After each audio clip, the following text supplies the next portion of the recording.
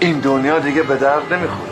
شاید همین الان آخرین فرصتی باشه که ما داریم با هم نون و پنیر میخوریم. جدی میگم.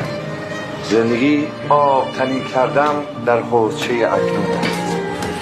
رختها را باید کند. آب در یک قدمی است. روشنی را بچشیم.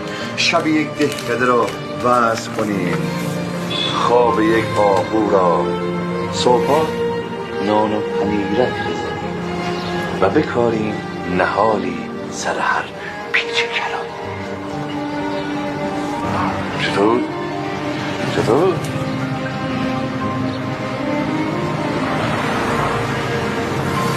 خب حالا این چطوره؟